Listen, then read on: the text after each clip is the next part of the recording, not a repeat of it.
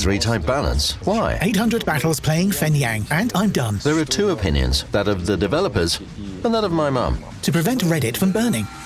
It's hard to find a topic that our players discuss more than the balance of the game. At first, it seems like a simple system that assembles teams. But if you dig deeper, you'll find that there are some complex concepts at play here. For example, acceptance of the game world's rules, skill appraisal objectivity, or even fairness. In this video, World of Warships developers will tell you how they try to implement the from each according to their ability to each according to their possibility concept and explain the importance of statistics and feedback.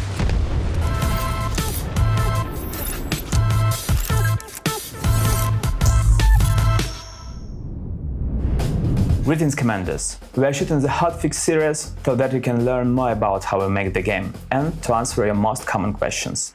The newest episode is devoted to balance, which is not only a very sensitive topic, but also a very difficult one.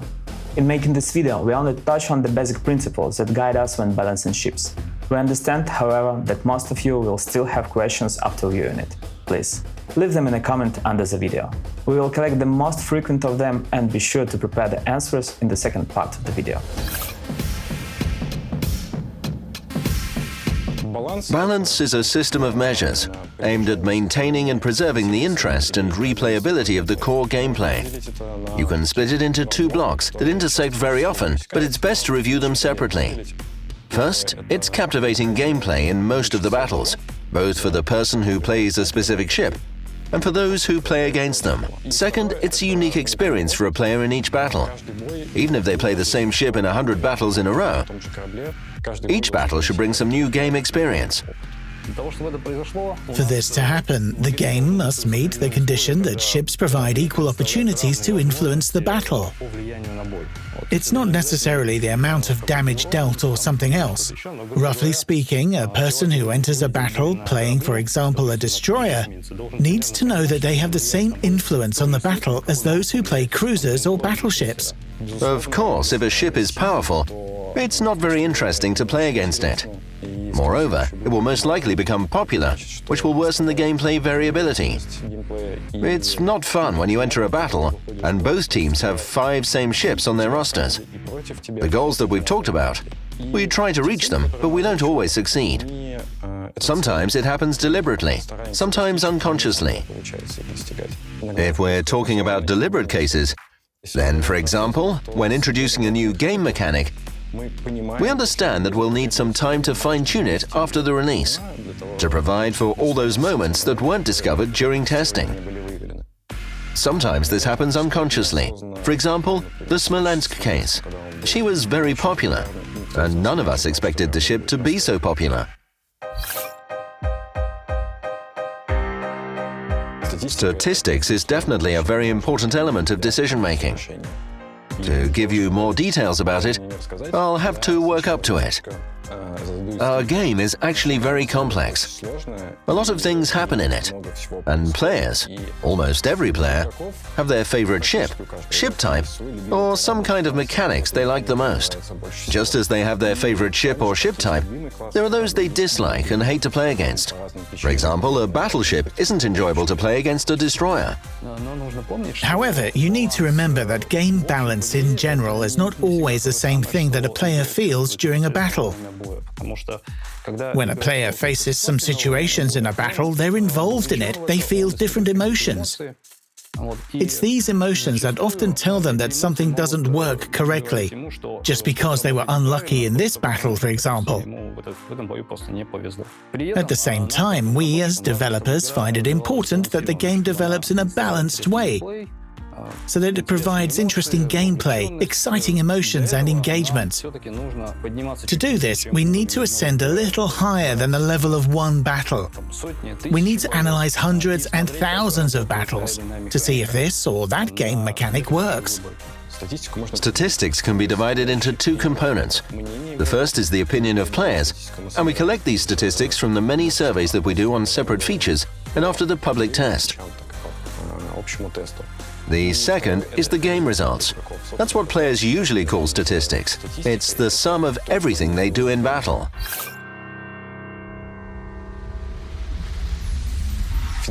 Actually, feedback from players states that there might be an issue, and approximately shows us where it is. When the Halsey campaign was released, it had a lot of missions for US ships, especially cruisers. And that resulted in a large number of Des Moines in random battles. In its turn, it had a negative impact on destroyer gameplay comfort. You can say that you touch it in one place, and it backfires somewhere else. And all these interconnections, in fact, are not very visible to players, and frankly, are not always visible to us. What is also sad is that sometimes you can't notice it when glancing at the statistics.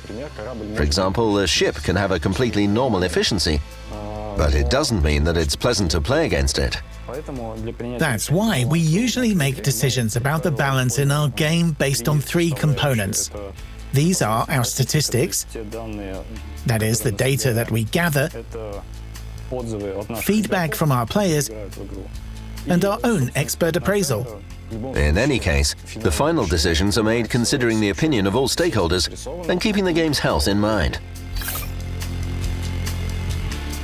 You need to understand that even nerfing a ship is a change that will have an impact on the game, on game experience of those who own the ship, and on the game experience of those who play against the ship. It's a change that affects a lot of things. We'll always remember it. If we can't find a good solution, we don't do it. But if we can find one, we do it, of course. We don't forget about the pain points of our players that we haven't solved. Sometimes you need to have a little patience and wait for a good and correct solution that satisfies all parties.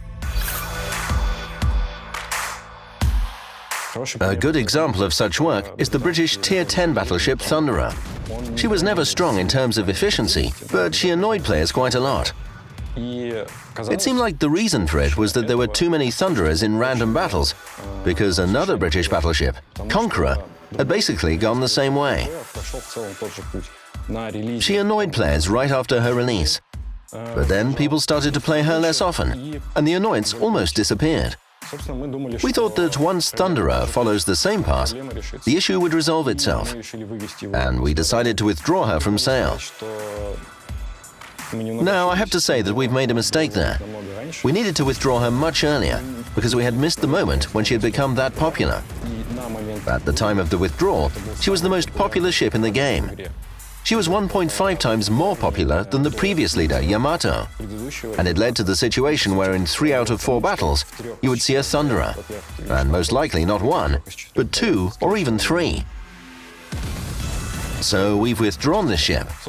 Her popularity decreased, but she was still annoying people. And we started thinking what to do next. Players suggested to nerf her rate of fire, accuracy, cut HE shells, and generally do something with them. But after taking a closer look at the statistics and processing the feedback from players about what they didn't like about Thunderer, we realized that this ship basically had 2 gameplays. The first one was the Thunderer that played at medium ranges and used both high explosive and armor-piercing shells. This ship caused almost no annoyance to players. Then there was the second Thunderer, the pain-in-the-neck Thunderer, that used mostly HE shells and stayed at long distances. And we didn't want to nerf the ship for all its owners at once. We wanted to nerf only one gameplay type that caused so many questions and discontent. The solution was to reduce her firing range. So nothing has changed for players who play Thunderer at medium range. Everything is the same. However, the players who preferred long ranges now have a choice. Either they switch to playing at medium ranges, without sacrificing any ship characteristics and so on, or they install the upgrade that increases the firing range, but reduces the rate of fire. A compromise solution like this allowed us to reduce the annoyance caused by Thunderer and preserve the familiar gameplay for quite a big part of this ship's audience.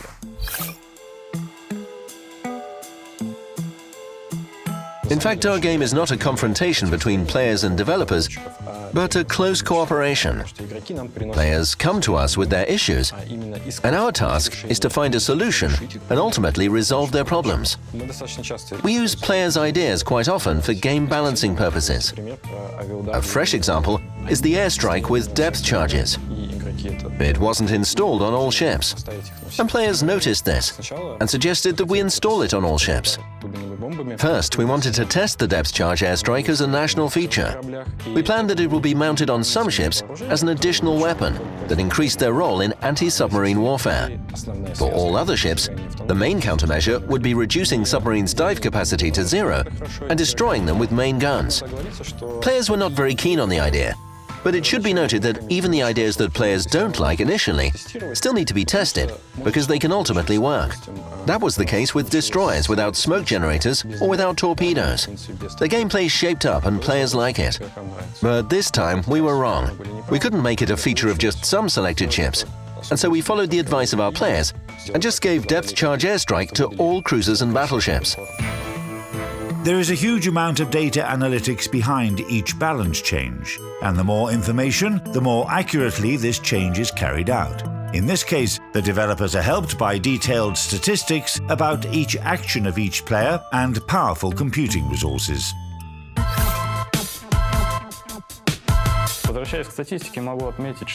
Coming back to statistics, I can say that our approach has evolved a lot in the past years. We began from quite primitive reports. We didn't collect a necessary number of metrics and couldn't trace all the correlations easily. Many players say that we don't consider players' skills. That was really the case some 2 or 3 years ago. Back then, we just looked at average values.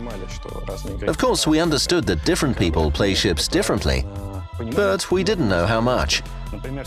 For example, now we divide players by their, let's say, skill. That is, basically their win rate. We divide players by their activity in the last few months, simply by the number of battles played, to split them into certain groups depending on their experience. This allows us to see how different ships behave in the hands of newcomers, in the hands of more experienced players, or in those of expert players who play at a high level and often in competitive modes. We've also gained experience in planning analytics. As a recent example, from the beginning of submarines testing, we were able to receive a lot of various detailed data, whether it was how long submarines spend in each state, how many times they hit with one sonar ping or 2 sonar pings, or how much damage their torpedoes dealt to different targets.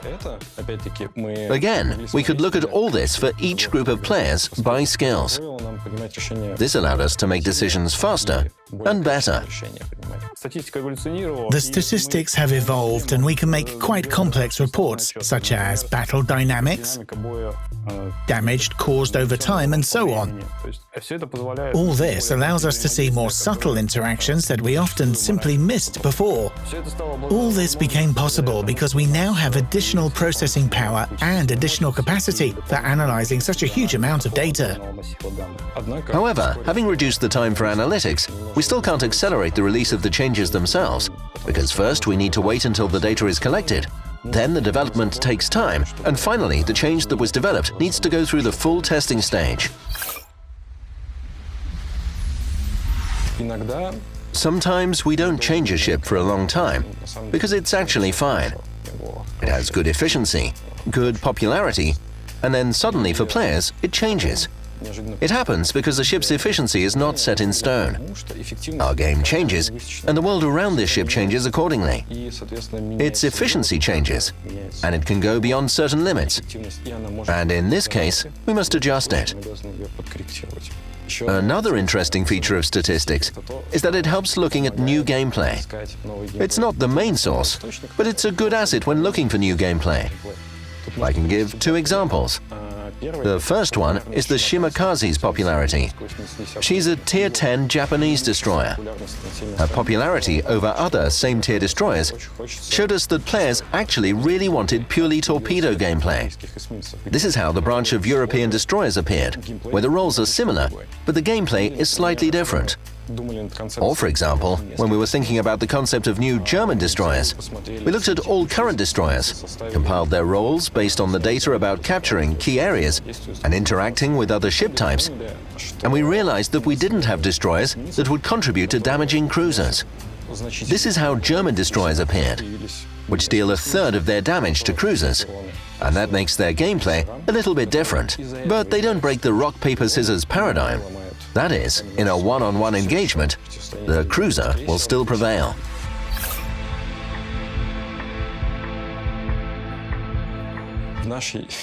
In our game, gimmicks are some prominent, powerful, and strong features of a ship.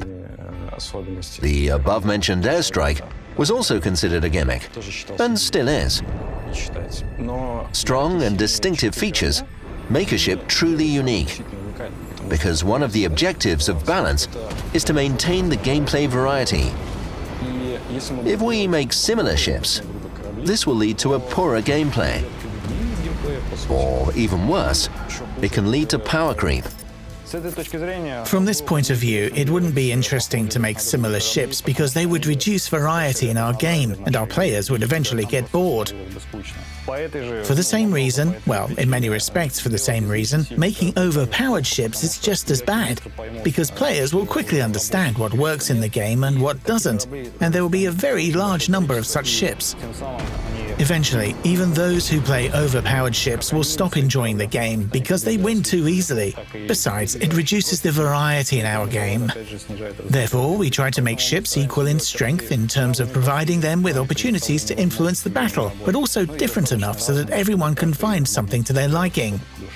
A very important point is that the uniqueness of a new ship is the key to preserving the uniqueness of the old one, because they are different. The ships are put into testing after the initial trial of the ship's concept by the developers. Next, they fall into the hands of super testers and involved clan players. I'd also like to take a moment to thank you all guys. We appreciate your help very much. We love and respect you. First of all, we don't look at the ship's balance. We check the feedback from players, whether they like the ship or not. Players fill out a survey on each ship they test. They can either describe their impressions of the ship, and we read it all, or simply rate how they like it. Next, we basically have two choices. The first is to leave the current concept and begin balancing the ship, bringing it to the necessary efficiency. Or we can completely abandon the concept and do something else. When we're working on the ship balance, when the concept has already been decided and the players like it, we write out everything that players like and don't like about the ship. Depending on whether we need to raise or lower the ship in terms of efficiency, we make different decisions. If it needs to be nerfed, we cut off unnecessary things, trying to keep the concept of the ship, the things that players liked. If the ship needs to be improved in terms of efficiency, then first of all, we look at those things that the test participants didn't like, and we try to fix them somehow. Again, you need to understand that not all weak spots of a ship need to be fixed. In fact, a ship's uniqueness consists not only of its strength, but also its weaknesses, which dictate slightly different tactical approaches and gameplay in battle.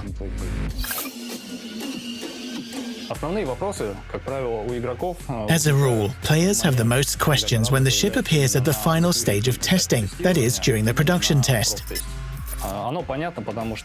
It's understandable because at that moment we're testing a ship in its main environment, where it's going to be played later. Some people think this is unfair. Some people think that we should test it on some separate servers, but you need to understand that no closed server allows us to create the same environment for a ship that it receives when it is tested on the production server.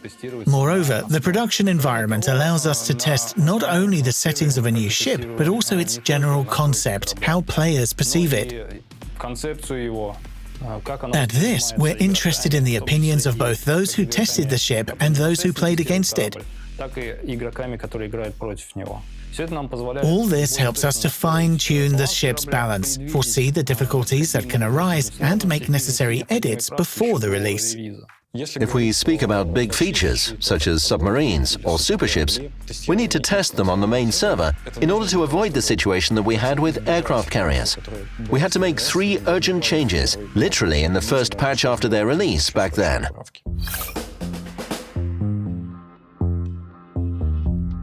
Right now, we're trying to balance the ship types according to the rock, paper, scissors principle. We have lots of ships in our game, more than 400, and any player would have a hard time trying to remember what each of them can do.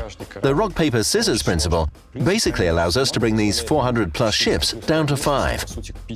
A battleship, a cruiser, a destroyer, an aircraft carrier, and a submarine. A player understands that they're playing a certain ship type, which needs to interact with other ship types in a certain way.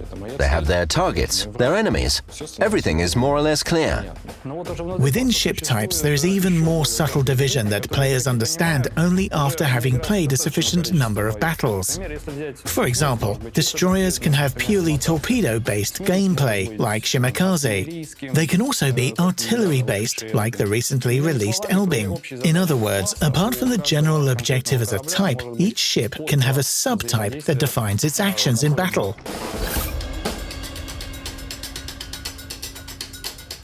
The game balance doesn't have final goals as such. We're like samurai. We have no goal, only a path. It's a constant work aimed at maintaining old game mechanics and introducing new ones. If we speak about our immediate plans, we'll work on setting up superships and submarines, both their gameplay and the gameplay of those who play against them. And balance changes for old ships. We're also trying to stick to our strategy of small changes that help us not overdo it, carefully bringing the ship to the required efficiency level and doing it all without sudden moves, without hurting the game experience. Of course, from the point of view of the balance department, our long-term goal is for every ship in the game to have interesting gameplay and the same possibilities to influence the outcome of a battle simultaneously. To do this, we improve our analytical instruments and try to make the adjustments as unnoticeable for players as possible. But at the same time, we want every player to feel that the game is fair to them. Now it's time to dispel some myths that often accompany any topic related to balance changes. So, here's a quick Q&A session. That's not true. We're obliged to play our game in order to increase our expert opinion, which allows us to solve the conflict between the opinion of players and the results of players. We also need expert opinion to see what's going on in the game and come up with some new ship concepts and new mechanics.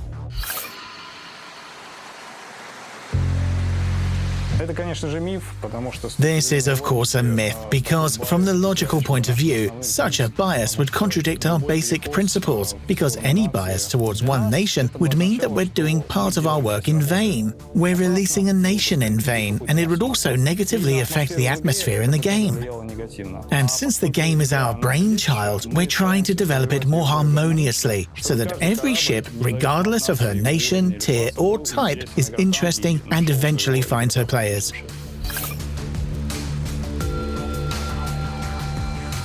We're listening to the feedback from test participants very closely.